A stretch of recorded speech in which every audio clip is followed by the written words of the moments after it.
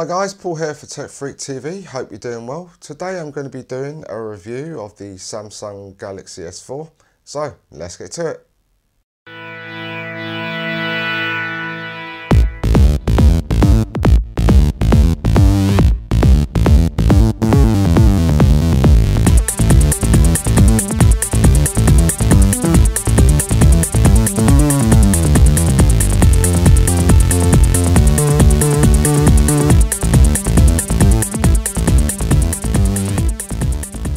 Hi guys, welcome back. So here we have the Samsung Galaxy i9 500. It's the S4. So what I'll do, I'll give you some specs and a bit of an overview of the phone, and then I'll do the review afterwards. So as it's well known, it is a plastic phone, but obviously that does help with keeping the weight down for this size unit. It's probably around about 130 grams. So let's start off with, at the front we have it's Gorilla Glass 3. It is a 5-inch screen, as I said. It's a full HD display, 1080 by 1920. It's a Super AMOLED phone, and it's a capacitive touchscreen with 16 million colours. So if we start on the top, you've got your 3.5mm audio jack. On the sides you've got your standby and your power button. On the front, you've got your home button, your back button, and you've got a settings button. On the bottom, you've got your MHL or your TV out, and that is the MHL2. If I open up the cover, there you can see, so we have a 2600 milliamp hour battery, so it is a nice large battery. I will go into that in a bit more depth during the review. Here you've got your micro SD card, and then you've got your SIM card as well. It does take a micro SIM card, by the way. And then there you can see is the speaker grill. Alright, so as I said, this has got the Gorilla Glass. It's got a 441 ppi. So here we go, this is the main home screen now. The micro SD card, you can store up to a 64 gig. This particular phone comes with 16 gig built in, and I think you get about 9.5 gig of usable memory. It's got 2 gig of RAM, and the Wi-Fi, it's 802.11 BGN. It has Bluetooth, it uses Bluetooth 4.0. This is NFC enabled as well. The USB port is 2.0. The front facing camera is a 2 megapixel camera, and that takes 1080 videos at 30 frames a second. And on the back you've got a 13 megapixel camera there with flash, and that's also the same. It's 1080p at 30 frames a second. It is Android 4.2. The processor inside is in this unit, it's a quad-core 1.9 gigahertz processor. So as you can see, this is the home screen. Same as always, you can swipe down from the top, and as you can see here, you've got various options across the top. And obviously now with the new version, it is scrollable. So I'll just quickly go through those. You've got your Wi-Fi, GPS, your mute, sound, screen rotation, Bluetooth, reading mode, mobile data, blocking mode, power saving, and also multi-window. And they're all switchable on and off. Here you've got your brightness, so you can have it on full brightness or have it on automatic.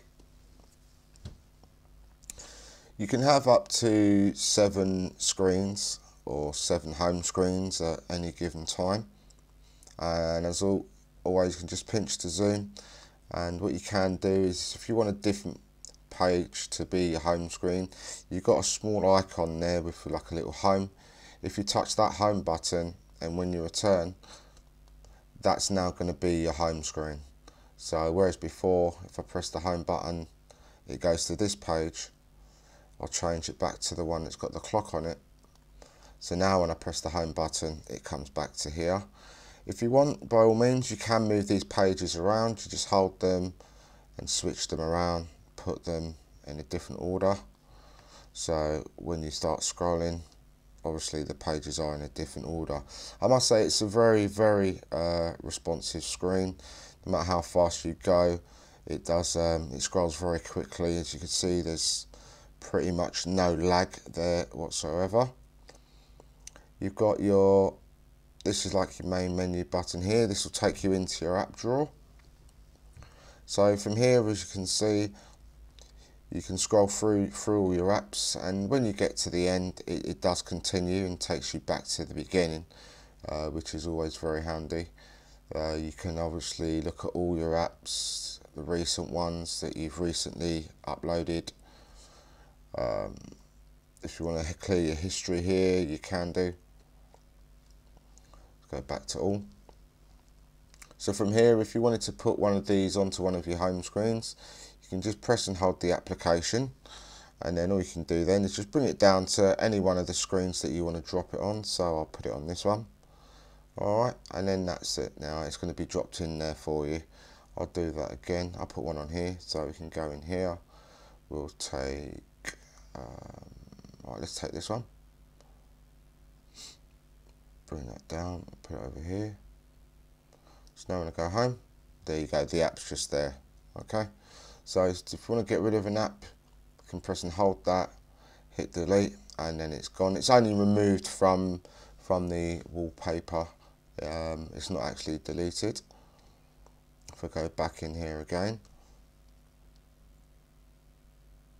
you can see running. So there we go, it gives you your memory there. You can clean up the system if you wanted to, like clear all your cache data. We go into the settings. What I'll do, I'll go through them. It's tabbed across the top, so it does say connections, my device, accounts, and more. So again, here we have a Wi-Fi toggle. So if you wanted to turn the Wi-Fi on, you can do. You've got your Bluetooth, same again, you can turn your Bluetooth off from here, as well as search for devices. Your data usage, you can actually set this. So obviously if you want to pay monthly bill, you can set what your usage limit is and set the billing date, and this will actually track that throughout the month for you, and it will set an alarm if you're getting close to going over your allowed amount of data. As I said before, you've got your NFC, near field communications, so you can set that up here by touching over a device. Obviously you can connect to it and swap information. You've got S-beam, nearby devices, and screen mirroring. If I go to the next tab, which is my device, you've got the lock screen. So you can select that. You can lock the screen with a PIN number. So you select a PIN number, so when you press your standby on and off, it will appear. You can put your 4-digit PIN in, and unlocks the phone. You can use lock screen widgets. There's loads you can download if you just go to the Play Store. The display. So here you can select what wallpaper you want to be using. Your notification panel. So these are the choices that you have of what you can show. So on that scrollable panel, when I was up here, you can select which ones you want to see at the top. You've got the screen mode. So adapt display is probably the most all-round colour choice, I would say, at the moment. It's not too overpowering, but then obviously you've got other choices, which is you've got dynamic, standard, you've got professional photo, and then obviously you've got movie, and that does change the tone and the contrast ever so slightly. I mean, my preference, I like to leave it on adapt display. That seems to be fine. I'm happy with that. You've got your brightness control. So as I said before, you can set that to automatic, or you can adjust it manually yourself. You've got your screen timeout, so you can program that from 15 seconds to 10 minutes, and that's obviously when it's inactive. That's when it's going to go into standby on its own. You've got Daydream, font style. There are some fonts that you can choose from again, but there are a lot more you can actually download. So if you wanted to change the font, I've got it on Rosemary at the moment. So let's say I wanted Choco Cookie, select yes, and then what that will do is then it will just adjusts all the font, so it's slightly different. And under that we've got your LED indicator. You can't see it at the moment, but there is an LED light that's up here, and it flashes variable colours. So if you've got a missed call, it'll flash one colour. If you missed a text message, it'll flash a different colour. So this setting just allows you to choose what that light flash means. Sound. So here you can adjust the overall volume. So you've got your ringtone volume, notification volume, system volume, and music and game volume. Your vibration intensity, so you've got a selection there for your incoming calls, your notifications, and the haptic feedback. Ringtones, so here you can change your ringtones. You've got your vibrations, default notification sound, so this is for your text messaging, so you can change what text tone you have here. If you want dialing keypad tones, you can select it. You've got touch sound, screen lock sound, haptic feedback, so that's if you want to have the vibrate when you're pressing the keys. You've got key tap sound and key tap vibrations. You've got your home screen mode. There are a couple of easy. You've got an easy mode and a standard mode. Easy mode is just for if you're obviously very new to this touchscreen phone, so the layout's a lot more straightforward. And then standard mode is for pretty much if you know what you're doing with an Android device. You've got your calls. Let's just go back into that one.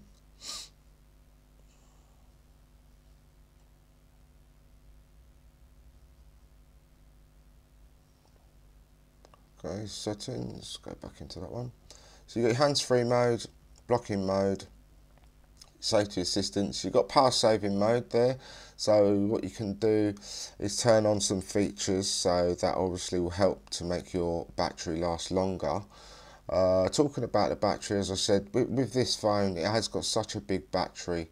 Once the battery's been fully optimized with charging, I find that I'll easily get, for moderate use, easily get 2 days use out of it.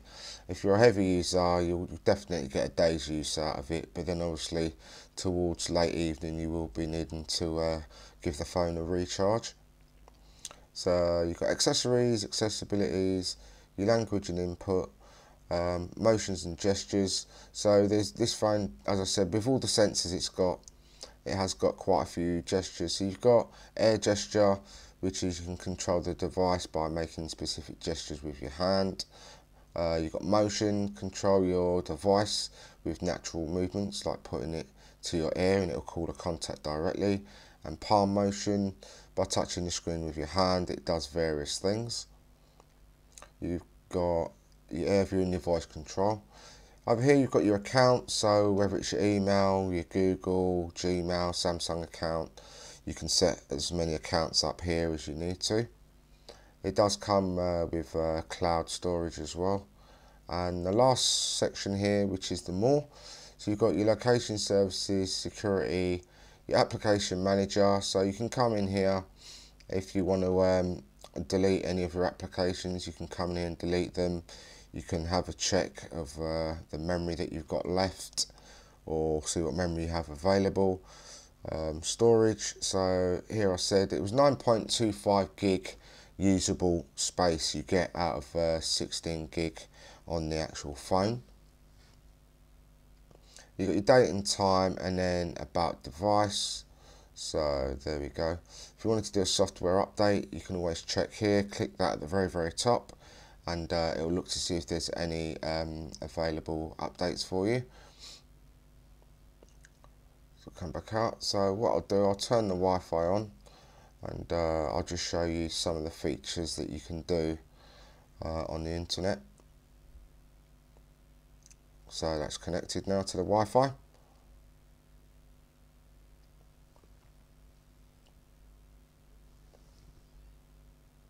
Okay, so I've got some previous tabs open, so what I'll do, I'll just close all those tabs down. I'll close those down. Okay, let's open up a new one. And just take that off for now, close that. Alright, so what you can do, as you can see, you can scroll up and down with your hand. So what it does, it pages up and pages down. You can do that as well by looking at the device. So if we just go in here,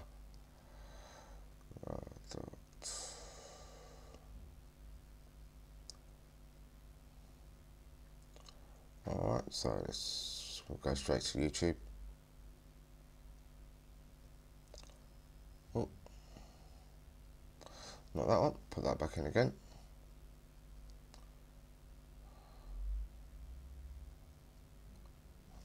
So,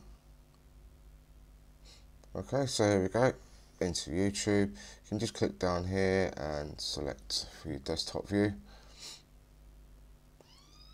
Okay, and there you go. So as you can see, you can scroll up and down quite easily. If I had other tabs open, you can actually tab across and it would switch between the tabs that you're using. You've got your pinch to zoom, and as you can see there, pinch to zoom is very, very responsive.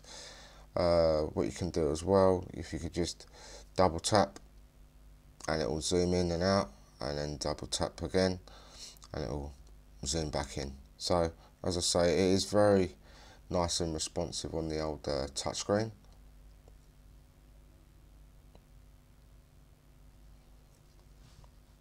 So what I'll do now, I'll just show you some of the camera features. So you just hit the camera button here. So here we have the camera, and if you hit the mode button, I'll turn it around this way actually, it might be easier, better to see. So here we can see, what it gives you is a little description on this side, and it tells you what the icon does on this side. So for the auto setting, that's just your general setting. It will pick the best sort of colour, contrast, exposure settings for the image that you're going to take a picture of. You've got your night mode, you have sports mode, so this is really good for fast moving images or objects. If you want to do a panorama shot, you can do that. You can do a eraser. So what that does, if there's something in the shot that you didn't want to be there, you can actually erase that from the image.